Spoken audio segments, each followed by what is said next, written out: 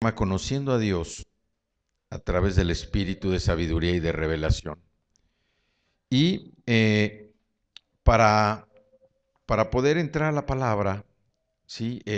Vamos a enfocarnos o vamos a estar prácticamente estudiando, repasando el libro, la carta de Pablo a los Efesios, ¿sí? La carta de Pablo a los Efesios la vamos a tener como nuestra materia prima el día de hoy. Va a ser nuestro material de trabajo, ¿sí? Y vamos a estar trabajando precisamente sobre esta epístola del apóstol Pablo a los Efesios, ¿sí?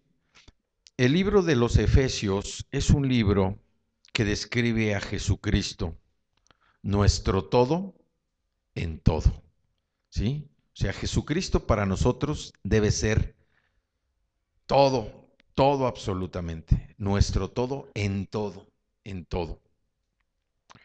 Y también este libro de los Efesios es un libro muy cortito, ¿sí? Es un libro que tiene 6 capítulos, ¿sí? Pero aborda temas tan importantes y de gran revelación que son, se los voy a nombrar rápidamente.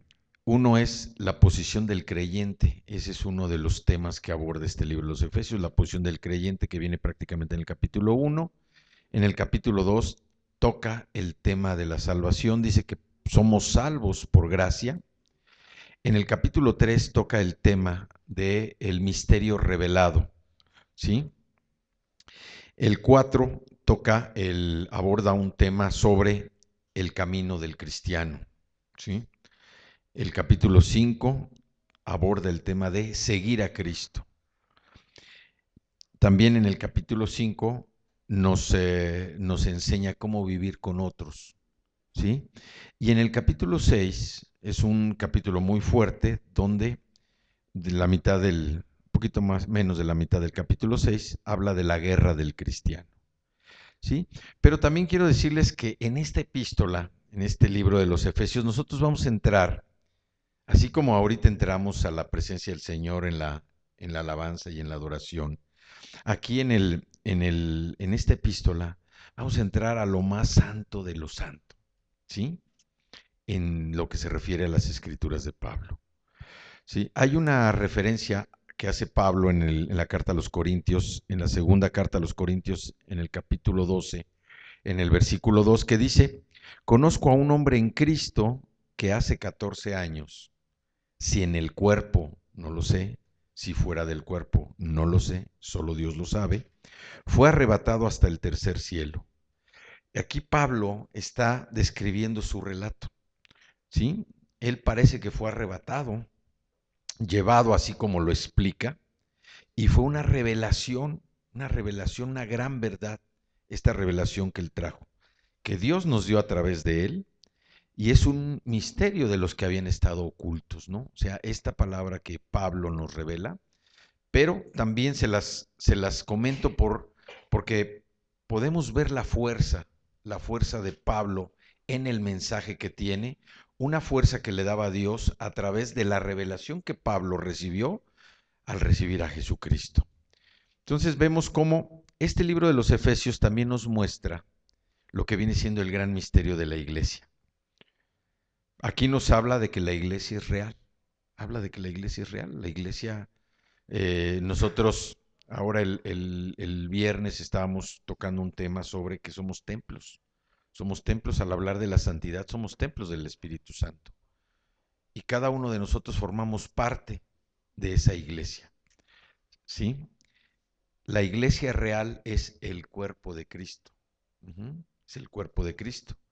Y los creyentes, o sea, todos nosotros que somos nacidos de nuevo, somos miembros de ese cuerpo sagrado, del que Cristo es la cabeza.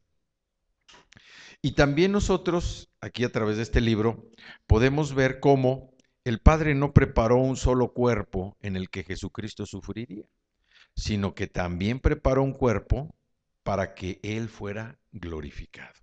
Por eso llamamos el cuerpo de Cristo, porque es un cuerpo donde Él es glorificado por nosotros. Y vemos también que la palabra iglesia significa que es una asamblea de llamados, una asamblea de todos los que han sido escogidos por el Señor. Y es algo así como lo que hoy domingo nosotros hacemos aquí. Es una asamblea, una convocatoria a la que Dios nos ha llamado. Y todos nosotros que somos nacidos de nuevo concurrimos. Venimos a ese llamado, ¿para qué? Para escuchar su palabra, para ver qué podemos aprender, qué podemos llevarnos, cómo puede nuestra vida cambiar de la enseñanza que la palabra nos trae. Entonces vemos cómo la iglesia es un organismo, es el cuerpo de Cristo. Y todo creyente, cada uno de nosotros, somos parte, somos miembros de ese cuerpo. Y Cristo es la cabeza de la iglesia. Con esto podemos nosotros imaginar que el cuerpo de Cristo es como un gran edificio. Es un gran edificio. Las piedras somos los creyentes, somos los seres humanos, somos las personas, los redimidos, y Cristo es la cabeza que ocupa el salón del gran trono, donde está el trono de Él. Y todas las partes son como habitaciones en el edificio. Entonces, si nosotros tomamos este cuadro, va a ser más fácil para nosotros entender lo que es el cuerpo de Cristo, que nosotros somos parte de ese cuerpo de Cristo. Somos un edificio, una gran estructura, donde Cristo es la cabeza. Vemos como Cristo también en su cuerpo terrenal vino a sufrir, pero ahora está completo para ser edificado en ese cuerpo, que es un cuerpo espiritual. Es el cuerpo de Cristo, es un cuerpo espiritual. Y la estructura se diseña precisamente también en este libro de los Efesios a través de todo lo que estuvimos viendo, ¿sí? La posición del creyente primeramente, o sea, ¿cuál es? Si hoy Dios nos llamara, ¿sí? Y esta iglesia, este cuerpo de Cristo, este gran edificio, tuviera algunas sentencias, algunas oraciones, declaraciones escritas en sus paredes y por otro lado tuviera una tabla de posiciones. Hoy, ¿dónde estaríamos nosotros colocados? ¿Cuál sería nuestra posición dentro de ese ranking? ¿Estaríamos en los primeros lugares? ¿Estaríamos en la tabla del medio? ¿Estaríamos ahora sí, donde dicen, donde la lumbre empieza a quemar para los que están, los sotaneros? Vemos cómo nuestra posición como creyentes nos lleva precisamente a entender dónde estamos colocados a los ojos del Señor. Aun y cuando Él a nosotros ya nos ve santos, nos ve puros, pero nosotros todavía seguimos batallando, seguimos luchando. Estamos nosotros aprendiendo por alcanzar esa meta y llegar a ese ranking dentro de los primeros lugares. Entonces, la posición nuestra como creyentes es nuestra posición en Cristo, pero también a través del libro de Efesios nos habla de los lugares celestiales. Nosotros vamos a ocupar una posición como hijos de Dios, delante de Él en Cristo, pero también una posición en los lugares celestiales.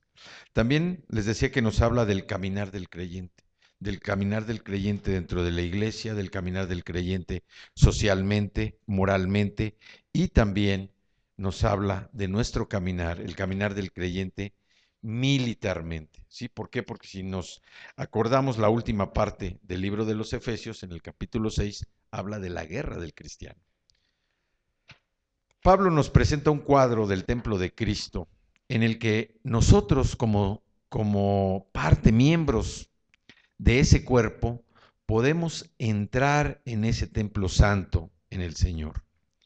Dice en Efesios 2:21, en quien todo el edificio, bien coordinado, va creciendo para ser un templo santo en el Señor. Y entonces nosotros, al empezar a repasar el libro de los Efesios, vamos entrando en cada uno de estos capítulos como si fuéramos entrando a una habitación distinta, ¿sí? Que es este gran templo donde todos son todo en Cristo Jesús, ¿sí?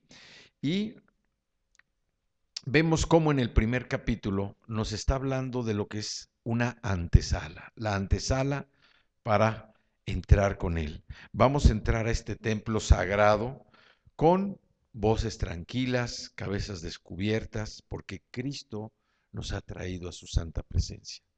Y de hecho nosotros ahorita que estábamos con la alabanza y la adoración, pues realmente estábamos sumergidos en una paz, en un gozo, en una alegría que solamente Cristo puede traer a nuestra vida. Solamente Dios, por su misericordia, por su gracia abundante, es que puede traernos a nosotros con esa paz y esa tranquilidad. Vemos cómo esa puerta se puede abrir ante nosotros, ¿sí? Para que nosotros podamos encontrar esa posición, nuestra posición en Cristo, ¿sí? Dice en Efesios 1:3, bendito sea el Dios y Padre de nuestro Señor Jesucristo, que nos bendijo con toda bendición espiritual en los lugares celestiales en Cristo. Aquí nosotros estamos viendo, ¿sí? En el primer capítulo de Efesios, Efesios 1:3, dice, bendito sea el Dios y Padre de nuestro Señor Jesucristo, que nos bendijo con toda bendición espiritual en los lugares celestiales en Cristo. Aquí empezamos nosotros, perdón, a recibir esa, ese privilegio que Dios trae para nosotros, porque dice que nos está bendiciendo con toda bendición espiritual en los lugares celestiales. Y los lugares celestiales no es aquí, los lugares celestiales es precisamente donde Él puede reinar en toda su magnitud, en toda su grandeza, con toda su soberanía. Nosotros hemos sido, ya estamos siendo benditos en todos los lugares celestiales. Nuestra posición con Él es una posición donde Él nos está dando su favor, un gran favor que nos va a llevar adelante para encontrar esa vida espiritual que nos lleve a esa vida eterna, donde todo lo celestial, lo divino, lo vamos a tener a nuestro alcance. Y luego en Efesios 1:4 dice, según nos escogió en Él antes de la fundación del mundo, para que fuésemos santos y sin mancha delante de Él.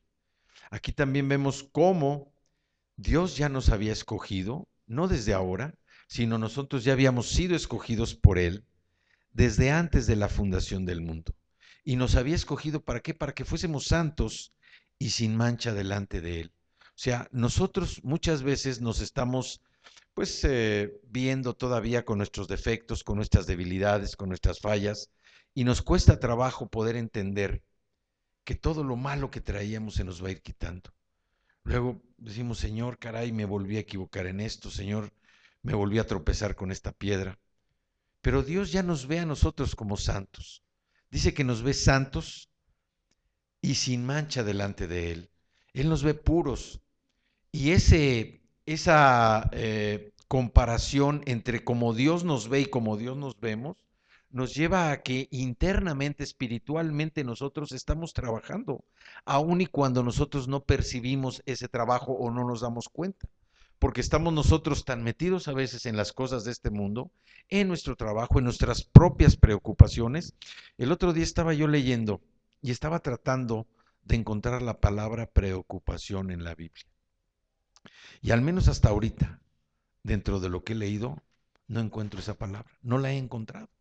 Si alguno de ustedes me ayuda a buscarla en sus ratos libres y la encuentra, por favor avísenme.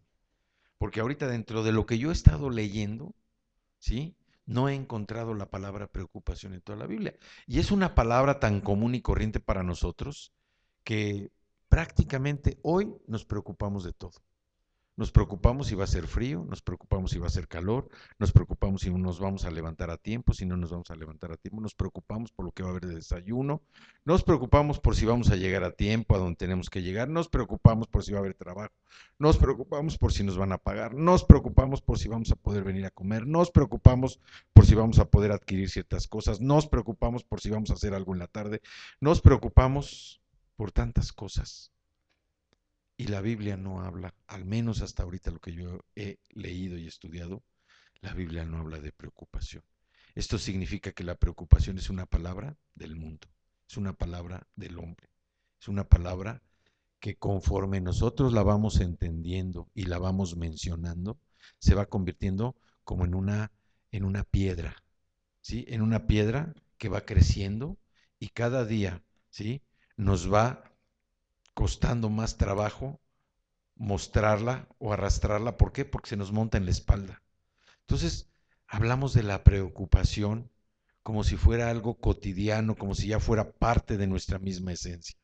Estamos preocupados por tantas cosas y la Biblia no habla de preocupación. La Biblia nos anima a hablar de qué? De la vida.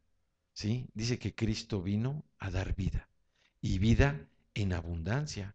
Entonces, si nosotros pudiéramos cambiar la palabra preocupación por vida, yo creo que empezaríamos a notar ciertas cosas que cambian en nuestro diario vivir. Entonces, les decía que estamos tan ocupados de las cosas del mundo, pero nuestro espíritu sigue trabajando, nuestro espíritu sigue recibiendo, y más si nosotros estamos de alguna manera escuchando la palabra, si la estamos leyendo, yo les recomiendo que lean su Biblia y que la lean en voz alta.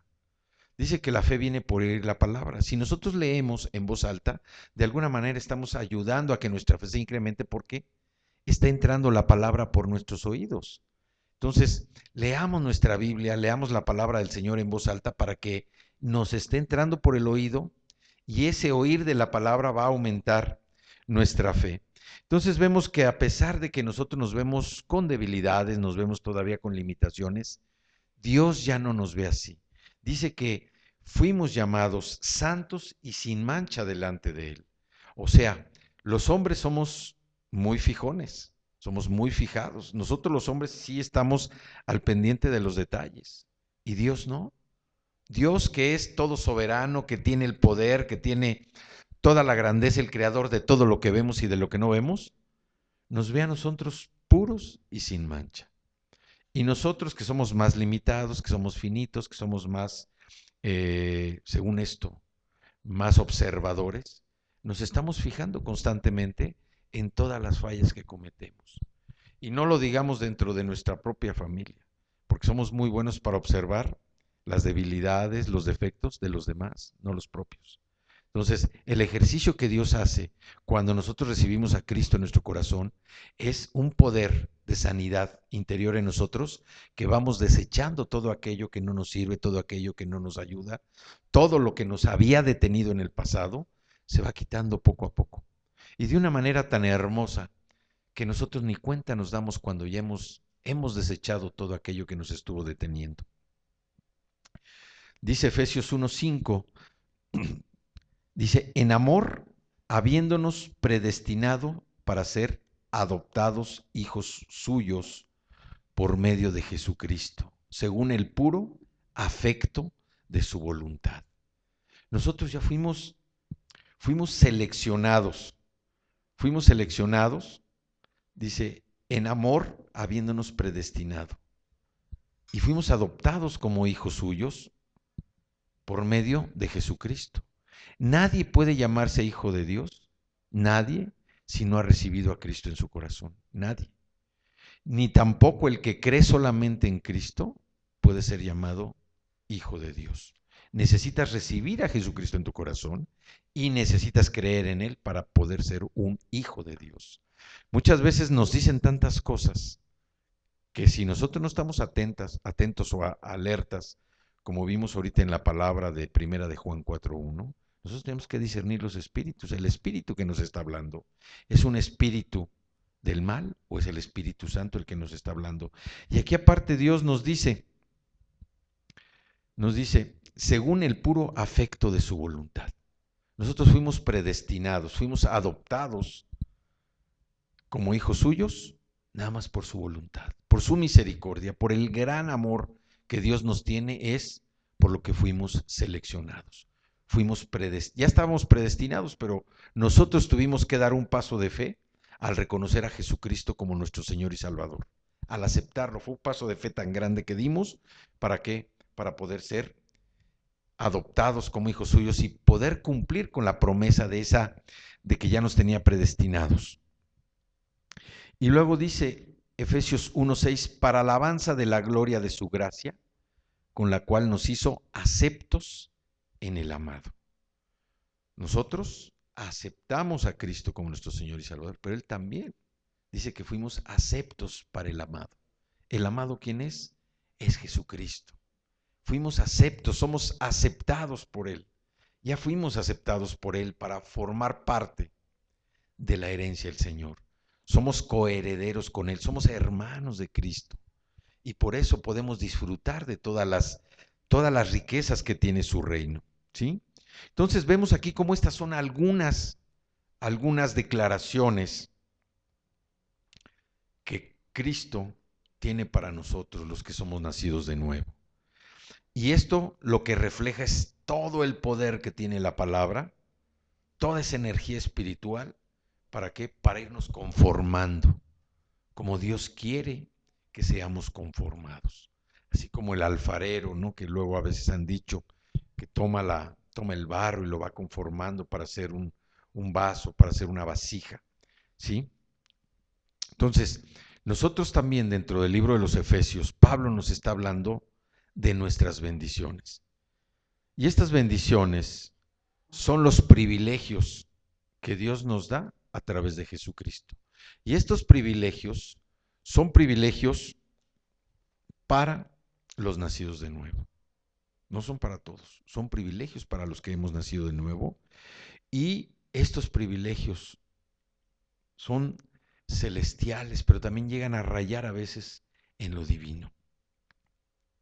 Aquí encontramos algunas bendiciones, ¿sí? Como la que viene aquí en Efesios 1:1. Dice que estamos en Jesucristo. Dice Pablo, apóstol de Jesucristo por la voluntad de Dios, a los santos y fieles en Cristo Jesús. ¿Sí? Aquí nosotros estamos en Jesucristo. Ya veíamos ahorita también en el versículo 3 que somos benditos en Cristo. En el 4 vimos que somos elegidos, somos escogidos en Él. En el 5 que somos adoptados por Jesucristo. En el 6 vimos que somos aceptos en el amado. En el 7 que somos redimidos y perdonados en ¿quién? En Cristo. En el 9 vemos cómo nos revela su voluntad en Él. Dice el 9, dándonos a conocer el misterio de su voluntad según su beneplácito, el cual se había propuesto en sí mismo. ¿Qué es el beneplácito? Cuando nosotros leemos que vienen embajadores de otros países a nuestro país, que vienen a representar a su país y llegan a nuestro país, el protocolo establece que tienen que presentar sus cartas credenciales ante la Presidencia de la República. Tienen que presentar esas cartas credenciales y el presidente les tiene que dar su beneplácito. Quiere decir que está de acuerdo, está complacido con que lleguen a representar a su país en nuestro país, las personas. Y aquí también dice que dándonos a conocer el misterio de su voluntad. La voluntad de Dios es una voluntad que encierra muchas cosas que nosotros no alcanzamos a comprender. La misma palabra dice que sus caminos no son nuestros caminos, ni sus pensamientos nuestros pensamientos. ¿Por qué? Porque nosotros a veces nos imaginamos que el pensamiento de Dios es como el pensamiento del hombre. Y el pensamiento del hombre es un pensamiento pequeño, es un pensamiento limitado, es un pensamiento finito. Nosotros no alcanzamos a dimensionar el tamaño, la inmensidad del pensamiento del Señor, su grandeza, su soberanía, su tamaño. No lo alcanzamos a dimensionar. Es tan grande que no nos alcanza la mente para alcanzar a dimensionar ese tamaño. Entonces, el misterio, dice, el misterio de su voluntad. Por eso nosotros estamos constantemente estudiando la palabra, buscando conocerlo más, buscando entender más lo que Él quiere decirnos, entender lo que es su lenguaje, el mensaje de la salvación a través de Cristo que viene en su palabra. Dice, según su beneplácito, el cual se había propuesto en sí mismo. También vemos cómo necesitamos centrar todo en Cristo. El 10 dice, de reunir todas las cosas en Cristo en la dispensación del cumplimiento de los tiempos, así las que están en los cielos como las que están en la tierra. O sea, nuestro centro, nuestro foco de atención, ¿quién es? Cristo. En todo lo que vemos, en todo lo que no vemos, todo lo visible y lo invisible, Él debe ser nuestro foco de atención. Y luego también en el 11 nos dice que tenemos esa herencia en Cristo. Dice, en él asimismo tuvimos herencia, habiendo sido predestinados conforme al propósito del que hace todas las cosas según el designio de su voluntad, a fin de que seamos para alabanza de su gloria, nosotros los que primeramente esperábamos en Cristo. ¿Sí? Vemos cómo somos también glorificados en Cristo. Dice, en él también vosotros, habiendo oído la palabra de verdad, el evangelio de vuestra salvación, y habiendo creído en él, fuisteis sellados con el Espíritu Santo de la promesa. Aquí nosotros podemos ver cómo no solamente estamos siendo glorificados en Cristo, sino también la fe en Cristo nos lleva a qué? A que podamos tener o entender el espíritu de sabiduría y el espíritu de revelación. ¿Sí? Tenemos otras bendiciones, tenemos la sabiduría en él, que es en el 17, tenemos la esperanza en Cristo en el 18, el poder en Cristo en el 19 y 20, pero también nos habla que hemos sido resucitados, o sea que hemos sido hechos vivos, hemos sido levantados en Cristo en el 2, capítulo 2 en los versículos 5 y 6, que hemos sido creados en Cristo en el versículo 10 del capítulo 2, que estamos cercanos a Cristo en el versículo 13 del capítulo 2, que estamos creciendo en Cristo en el versículo 21, que estamos siendo edificados en Cristo en el versículo 22, que somos copartícipes de su promesa en el capítulo 13, el versículo 6, y también que la sabiduría de Dios es manifestada en Cristo en los versículos 10 y 11 del capítulo 3, y que tenemos la seguridad y el acceso a través de Cristo en el capítulo 3, en el versículo 12, que dice en quien tenemos seguridad y acceso con confianza por medio de la fe en Él. Fíjense todo lo que hemos ganado, todo lo que Pablo estableció en la carta a los Efesios y que hemos ganado como nuestras bendiciones, las bendiciones que tenemos por haber aceptado a Cristo en nuestro corazón, por haberlo recibido, pero también, ¿por qué? Porque Dios ha tenido el beneplácito, ¿sí?, de habernos predestinado, de habernos escogido para que nosotros seamos sus hijos, para que seamos coherederos con Cristo, que podamos disfrutar de todas las riquezas que tiene nuestro rey, en el reino para nosotros. Y aquí también nosotros podemos ver, hablando nuevamente de ese edificio coordinado, en el capítulo 2, versículos 11, del 11 al 13, que dice, por tanto, acordaos que en otro tiempo vosotros, los gentiles, en cuanto a la carne, erais llamados incircuncisión por la llamada circuncisión hecha con mano en la carne. En aquel tiempo estábamos sin Cristo, alejados de la ciudadanía de Israel y ajenos a los pactos de la promesa, sin esperanza y sin Dios en el mundo. Pero ahora, en Cristo Jesús, vosotros que en otro tiempo estábamos lejos, hemos sido hechos cercanos por la sangre de Cristo. ¿Qué nos está diciendo aquí? Aquí nos está hablando de cuál es nuestra posición. Nuestra posición anterior era una posición en el mundo. Era una posición de pecado, era una posición de miseria, era una posición de tristeza, era una posición a lo mejor de riqueza material, pero de pobreza espiritual. Era una posición de infidelidad, era una posición de dolor, era una posición de pena, de falta de fe. Eso era nuestra posición en el pasado, porque dice, acuérdese de que en otro tiempo, ustedes los gentiles en cuanto a la carne, eran llamados incircuncisión, por la llamada circuncisión hecha con mano en la carne, o sea, por mano de hombre. En aquel tiempo estaban sin Cristo, alejados de la ciudadanía de Israel y ajenos a los pactos de la promesa, sin esperanza y sin Dios en el mundo. Y la verdad, nosotros nos manteníamos alejados.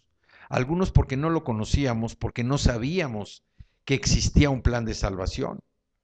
Otros porque sí lo sabíamos, pero pues nos hacíamos como que algo que no nos interesaba, no nos convenía, pero más que nada era el temor de tenernos que confrontar con Cristo para reconocer nuestra vida pecaminosa. Porque Él lo que buscaba a través de la salvación es que nosotros reconociéramos que éramos pecadores, que reconociéramos que el pecado estaba en nosotros, que éramos esclavos, que estábamos prisioneros del pecado, y Él lo que buscaba que era salvarnos, liberarnos de esas cadenas, de esas prisiones en las que el pecado nos mantenía atados, para que fuéramos libres, para encontrar esa salvación a través de la libertad que Cristo venía, a predicar, que Cristo venía a mostrarnos como un nuevo plan, una nueva vida para todos nosotros. Y el hecho de haber recibido a Cristo, el hecho de haber venido a Él, nos ha traído esta libertad. Y hoy Pablo nos recuerda todas estas bendiciones que tenemos manifestadas en el libro de Efesios. Todas estas bendiciones, que no llegaron nada más porque sí, llegaron porque nosotros dimos un paso de fe al reconocer que Cristo es nuestro Señor y Salvador, que la salvación que nosotros obtuvimos fue por la sangre que Él dejó en la cruz. Y esa sangre preciosa vino a pagar el rescate, el precio de nuestro secuestro, el precio de nuestra prisión, de nuestra liberación. A través de esa sangre nosotros fuimos liberados del pecado. Y a través de eso nosotros vamos comprendiendo cada día más, vamos entendiendo, vamos recibiendo ese espíritu de sabiduría, ese espíritu de revelación en nuestras vidas que nos ayuda a establecer un nuevo gobierno para que nuestras vidas sean diferentes, para que nuestra mente, una vez renovada, nos lleve a vivir una verdadera vida de santidad, una vida donde nosotros ya podamos caminar sin ser salpicados por todo lo que el mundo ofrece, con una visión clara, una dirección precisa de lo que Cristo, de lo que Dios quiere para nuestra vida. Y ahí es donde nosotros entramos a lo que viene siendo la redención, lo que viene siendo el perdón de nuestros pecados. La redención la vemos nosotros aquí en los versículos que ya leímos, desde el 4 al 6, pero la redención el Padre la planeó. Dios, el Padre, planeó nuestra redención.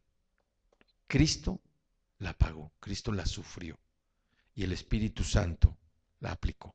Entonces, esta redención, ¿sí? En Efesios 1:7 dice, en quien tenemos redención por su sangre, el perdón de pecados, según las riquezas de su gracia. Las riquezas de su gracia. Vemos que la redención es la obra más maravillosa de Dios para nosotros, más que la creación. Porque Él habló una palabra y los mundos fueron creados. Pero a Él le costó la vida de su Hijo. Le costó la vida de su Hijo, de su unigénito, de su amado, para que nosotros pudiéramos ser liberados. ¿Sí? Entonces, la redención no es un tema sencillo, es un tema complicado. Muchas veces nosotros decimos, oye, pues sí, Cristo murió por mí, ya limpió mis pecados y vamos para adelante. Hay que pensar un poquito, ¿sí? En que Dios planeó nuestra redención, pero quien la vivió fue precisamente Cristo, para que nosotros pudiéramos llegar a su trono de la gracia con libertad, con una nueva vida que Él nos tiene diseñada, nos tiene proyectada, pronosticada, presupuestada, nos tiene para vivirla. ¿Sí? Pablo profundizó mucho en el tema de la redención. ¿Y por qué profundizó? ¿Cuál fue la razón de que él profundizara? Es que él experimentó ese amor redentor de Cristo. Él vivió en carne propia esa redención a través de Cristo. Él fue redimido del pecado, de la maldición y la esclavitud de la ley. Fue limpiado, así como nosotros fuimos lavados por la sangre preciosa de Cristo. Esa sangre que quita todo pecado. Por eso, como veíamos ahorita allí en Efesios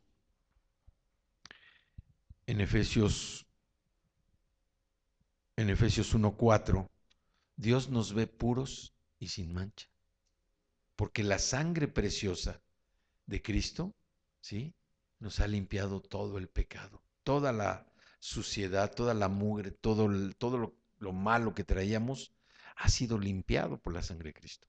Pero este es un proceso que no solamente tiene que ser en lo espiritual, sino también tiene que ser en lo natural. Y una vez que nuestro espíritu se conecta cada vez más con el Señor, todas esas cosas, todas esas impurezas que existían en nuestro corazón, están siendo desechadas, están siendo limpiadas. Vemos cómo redimir, la palabra redimir es pagar el rescate, pagar un rescate. Y esto es lo que Cristo hizo por nosotros cuando estábamos prisioneros bajo el pecado. El pecador, el pecador, aun y cuando lo veamos nosotros en el mundo, ¿sí? O como éramos nosotros antes, que hacíamos cosas en exceso que no debíamos hacer, o hacíamos cosas que no deberíamos hacer, ya no en exceso, simplemente cosas que iban en contra de lo que Dios había establecido. Mucha gente ve a los pecadores pues como gente muy feliz, gente próspera, gente triunfadora, gente exitosa, pero ellos son prisioneros, son esclavos del pecado, ¿sí? Están cautivos. Y muchos están cautivos no solamente al pecado, están cautivos a Satanás. Uh-huh. Y esa esclavitud se siente. Es una esclavitud que no se puede evitar. En Juan 8:34 dice que Jesús les respondió, de cierto os digo. Cuando dice de cierto, repite la palabra de cierto os digo, más nos vale que escuchemos. De cierto os digo que todo aquel que hace pecado, esclavo es del pecado. Y un esclavo del pecado es un servidor del pecado. Así como nosotros estamos haciendo nuestro mejor esfuerzo por servirle a Dios, el esclavo del pecado hace su mejor esfuerzo por servirle a Satanás, por servirle al pecado. Porque sabemos, salud, que el pecado está gobernando sus vidas. Ahí en 2 de Timoteo 2:26 habla a los que están cautivos a Satanás, dice, y escapen del lazo del diablo en que están cautivos a voluntad de él. Aquí Pablo les está hablando a los pecadores para que no caigan en las trampas, en ese lazo del diablo. Y también están cautivos bajo la ley. Gálatas 3, ahí atrásito de Efesios, Gálatas 3, 22 y 23 dice, mas la Escritura lo encerró todo bajo pecado, para que la promesa que es por la fe en Jesucristo fuese dada a los creyentes. Pero antes que viniese la fe, estábamos confinados bajo la ley, encerrados para aquella fe que iba a ser revelada. Aquí nos está hablando del pecado, nos está hablando de la fe en Jesucristo y nos está hablando de los creyentes. Entonces dice que la Escritura lo encerró todo bajo pecado, para que la promesa que es por la fe en Jesucristo fuera dada a quién, a todos los que creemos. Antes que viniese la fe, estábamos confinados bajo la ley. Lo que teníamos que hacer antes de venir al conocimiento de Cristo, nosotros de alguna manera nos gobernábamos por lo que establecía la ley, ¿sí? Y la ley nosotros la entendemos o la conocemos cuando estudiamos el Antiguo Testamento. Ahí tenemos un ejemplo claro de lo que es la ley a través de los mandamientos. Entonces, una persona puede tratar de aplicar los 10 mandamientos en su vida, pero va a ser muy difícil que los pueda cumplir al 100%, ¿sí? Ya veíamos también que dentro de esos mandamientos dice, bueno, pues no matarás, pero habla no solamente del no matar físicamente, también podemos matar a una persona en su reputación, la podemos matar en su prestigio, la podemos matar de muchas maneras. Dice, no robarás. A veces nosotros entendemos el no robar como tomar algo que no nos corresponde, pero muchas veces lo relacionamos con cosas referentes a bienes materiales. Pero el robarle el tiempo a la esposa, el robarle el tiempo a los hijos, también es parte de un mandamiento. No robarás, no robarle el tiempo a la esposa, no robarle el tiempo a los hijos, dejar todo el tiempo que tenemos para el juego, para el trabajo, para la diversión, para los amigos, estamos robando el tiempo. No desear las cosas ajenas, ¿no? Muchas veces hay un dicho que dice, siempre vemos el jardín de enfrente más verde que el de nosotros, ¿no?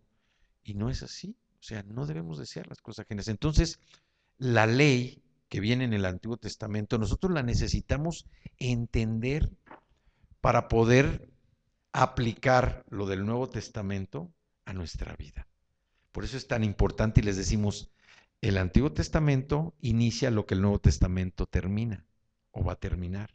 Pero necesitamos estudiar los dos, necesitamos estudiar el Antiguo Testamento y necesitamos también estudiar el Nuevo Testamento para tener una comprensión más puntual de lo que es la salvación.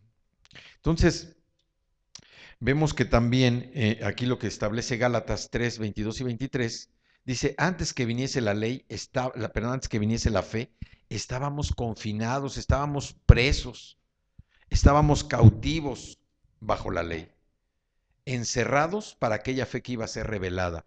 Cuando cuando a través de la fe la palabra nos es revelada, nosotros como que abrimos las puertas y empieza a entrar la luz de la revelación de la sabiduría y la luz de la revelación de la palabra. Es algo así tan grande, tan maravilloso, que cuando uno está estudiando y encuentra algo, es que Dios te está revelando precisamente eso. Yo había escuchado ese mensaje, lo que les platicaba al principio de la señora que perdió al esposo en la guerra, ¿no? Que fue con una bruja, con una espiritista, porque la señora amaba al esposo. Y era tanto su dolor que alguien le recomendó, oye, vete con una bruja, ve con un mago o un adivino para que... Y esta mujer la hizo creer, ¿verdad?, que verdaderamente estaba escuchando la voz del esposo, ¿sí? Y ella estaba ya tranquila, estaba contenta, digo, aunque triste, pero porque estaba escuchando, estaba, según ella, hablando con el esposo. Pero ¿cuál fue su sorpresa cuando el esposo, después de un año, ¿sí?, se le aparece en la casa? Y ella se da cuenta precisamente que era una mentira. Era una mentira. Entonces, nosotros vivíamos bajo esa mentira de la ley, porque ni podíamos cumplir la ley al 100% y nosotros nos declarábamos como personas decentes, ¿sí?, como cumplidores de la ley. Tuvo que venir esa invitación a conocer el plan de salvación para que nosotros pudiéramos ser liberados, pudiéramos ser desencadenados de la ley y vivir bajo la gracia. Vivir bajo un nuevo modelo de vida que Cristo nos presenta, que la palabra nos muestra, un modelo en el cual nosotros podemos accesar al trono de la gracia, al trono de Cristo, ¿sí?, mediante el simple anhelo de nuestro corazón. No necesitamos comprar nada, no necesitamos hacer nada, absolutamente nada, no necesitamos pedirle autorización a nadie, no necesitamos meter un escrito, un oficio, absolutamente necesitamos hacer algo.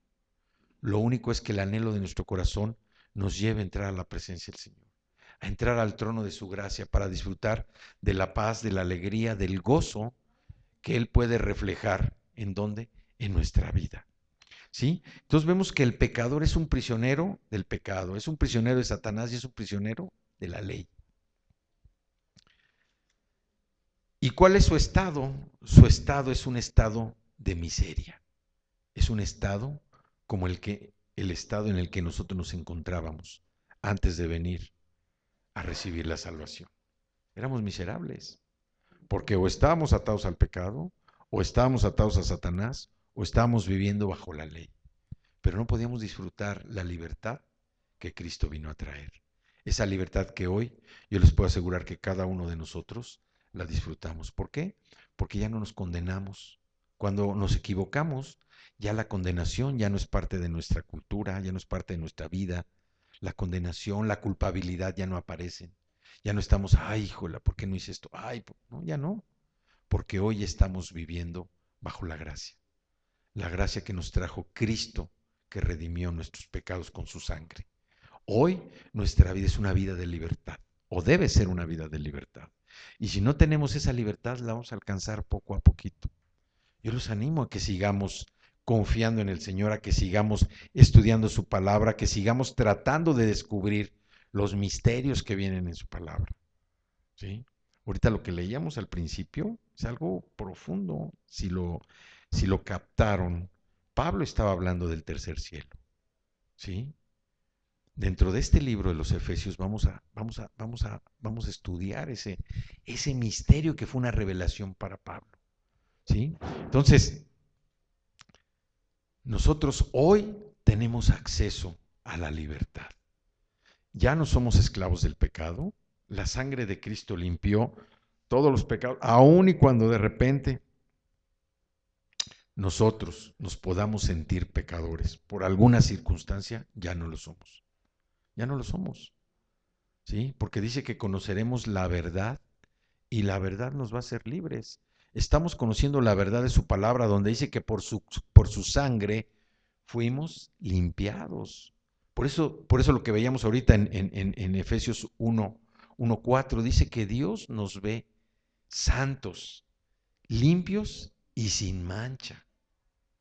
¿Sí? O sea, realmente los que seguimos batallando somos nosotros, que no terminamos de aceptar que somos limpios y sin mancha. Y cuando aceptamos que somos limpios y sin mancha, empezamos a vivir verdaderamente en una santidad. El cautivo se encuentra en un estado miserable. ¿Por qué? Porque necesita ser redimido. Y la provisión para esa redención, ¿quién la da? Jesucristo. Porque Jesucristo es el Redentor. Nosotros la redención la obtuvimos de Él. Y el significado de la redención la podemos ver ahí en Primera de Pedro 1, capítulo 1, versículos 18-19.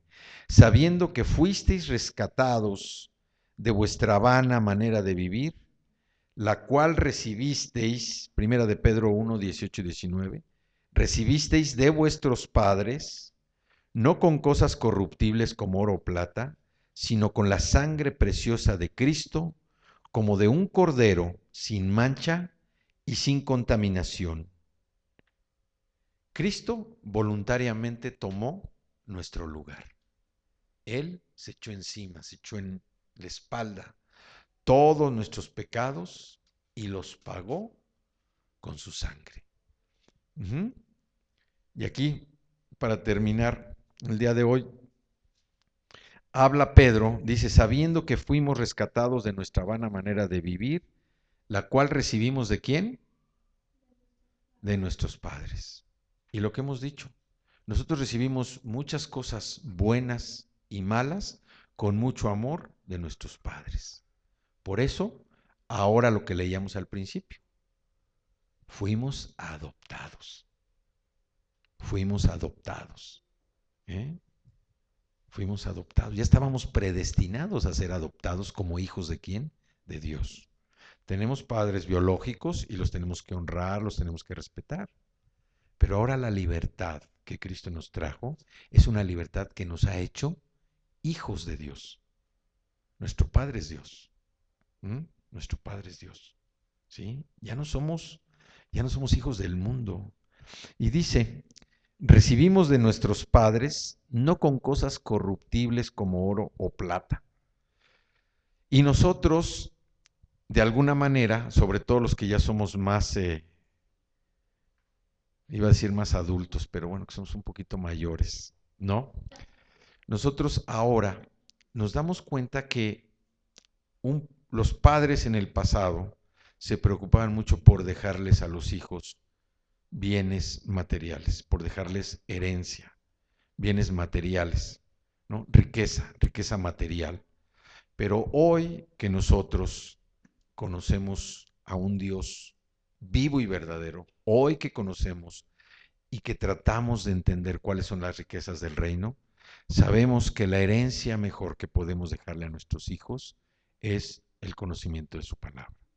Que ellos puedan entender la palabra, que ellos puedan vivir de acuerdo a la palabra, como declaramos al principio con nuestra Biblia, que la palabra se asiente en nuestro corazón, en nuestra mente, para que la podamos vivir. Esa es la mejor herencia que le podemos dar a nuestros hijos. Tampoco estoy diciendo que la herencia material se deba desechar, claro que no, pero todo debe tener un equilibrio. Y debemos prestarle más importancia a lo que no se ve, a que nuestros hijos puedan tener esa herencia incorruptible que los lleve a vivir la vida eterna desde ahora y para siempre, a que estemos más preocupados por dejarle las cosas que se ven, las riquezas de este mundo, las casas, los terrenos, los vehículos, las joyas, que son cosas corruptibles. Y aquí lo dice, como oro o plata. Dice, eso es lo que nuestros padres, bueno, algunos, los míos no, pero algunos trataron de dejar de herencia, ¿no? Pero la otra parte, nuestra herencia viene o la estamos recibiendo con la sangre preciosa de Cristo. Sangre de un cordero sin mancha y sin contaminación.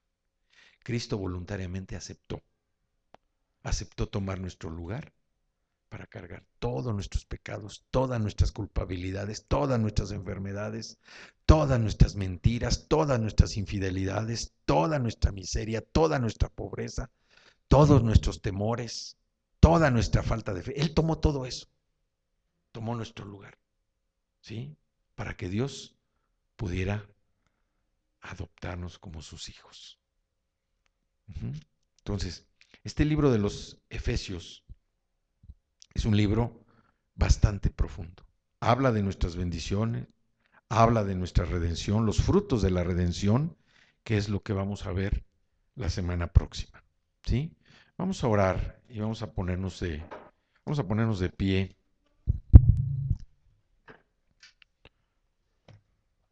Vamos a darle gracias al Señor y vamos a pedirle con todo nuestro corazón. Vamos a humillarnos.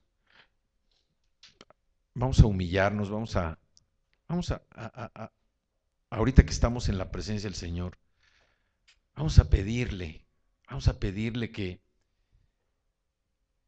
nos dé esa seguridad, esa confianza de reconocer que verdaderamente nos sentimos adoptados por Él, que verdaderamente nos sentimos como sus hijos, que ya no nos sentimos como hijos del mundo, como hijos, en algunas ocasiones, bueno, pues nos comportamos como hijos del diablo, pero hoy ese cambio que Cristo ha provocado en nuestros corazones, es un cambio que tiene que llevarnos a sentirnos como verdaderos hijos de Dios. No como hijos de mentira, sino como verdaderos hijos de Dios. Reconociendo su grandeza, reconociendo esa gran misericordia, reconociendo su amor por nosotros, que Él no escatimó al entregar a su Hijo para que muriera por nuestros pecados y que nosotros pudiéramos ser levantados, resucitados a una nueva vida. A una vida que nosotros ni nos imaginábamos que existía, a una vida que jamás esperamos tener. Padre, yo te doy gracias, Señor, te doy gracias en esta tarde, Señor. Yo te alabo y te bendigo, Señor, y te doy gracias, Señor, porque tú eres grande, eres maravilloso, porque tú, Señor, eres soberano, y te damos gracias, Señor. Te pedimos en esta mañana, te pedimos, Señor, que pongas en nuestro corazón el reconocernos como verdaderos hijos tuyos, Señor. Que tú nos ves sin pecado, sin mancha, que tú nos ves limpios, Señor. Danos esa fuerza, ese poder, ese discernimiento para vernos nosotros de una manera igual, Señor, como tú nos ves. No como nos vemos nosotros, Padre, llenos de faltas, llenos de debilidades, llenos de defectos todavía, Señor, reconociendo que el profundo sacrificio, el amor de Cristo verdaderamente ha cambiado nuestra vida, Señor, que nuestros corazones cada vez están más blancos, más limpios, Señor, de todo aquello que en el pasado nos hizo tropezar. Yo te doy gracias, Señor, gracias por la vida de todos estos hermanos, Señor, que hoy junto conmigo, humillados delante de ti, Señor, pero con un corazón agradecido, queremos recibir, Padre, queremos recibir ese espíritu de sabiduría, ese espíritu de revelación, Señor. Queremos darte gracias, Señor. porque hoy particularmente en este tiempo, tú nos estás ministrando a través de tu Espíritu Santo, Señor. Gracias por enseñarnos lo que es la santidad. Gracias, Señor, por enseñarnos lo que viene siendo tu amor. Gracias, Padre. Gracias porque podemos entender, podemos discernir los tiempos en los que vivimos, podemos reconocer nuestra posición como creyentes, como hijos tuyos, como personas nacidas de nuevo, Señor. Queremos estar en los primeros lugares de tu ranking, Señor. Queremos estar junto a ti, cerca de ti, Señor. Queremos disfrutar de todas las bendiciones que tú has establecido para nosotros, Señor.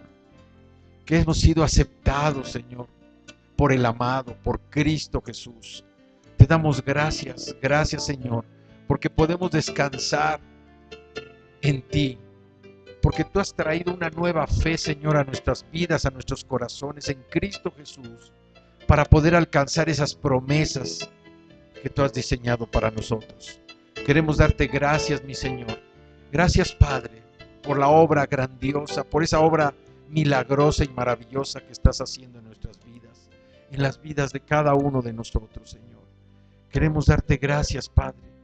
Gracias, Señor, porque así como resucitaste a Cristo, Señor, con ese poder, con esa fuerza para levantarlo de los muertos, así también, Señor, nos has levantado a nosotros de la vana manera de vivir que teníamos, de esas viejas enseñanzas que aprendimos, Señor, no solo de nuestros padres, de nuestros amigos, de nuestros parientes, en las escuelas, en los trabajos, Señor. Gracias por habernos liberado de todas esas malas enseñanzas, Señor. Y gracias por abrir nuestro entendimiento, los ojos de nuestro entendimiento, Señor, a esta nueva vida, a esta nueva creación de Cristo Jesús en nosotros, Señor. Gracias, gracias, Señor. Gracias porque somos aceptos al amado. Gracias porque podemos sentir el amor de Cristo Jesús en nuestras vidas. Y gracias, Padre. Gracias, Señor, por estar presente con nosotros. Gracias por tu Espíritu Santo que nos revela cada día más tu palabra, Señor, para entender tu mensaje, para conocer tu lenguaje, Señor, para vivir esa vida eterna que Cristo Jesús vino a predicar. Queremos darte gracias, Señor. Gracias por todo esto. En el poderoso nombre de Cristo Jesús. Y todos decimos, amén.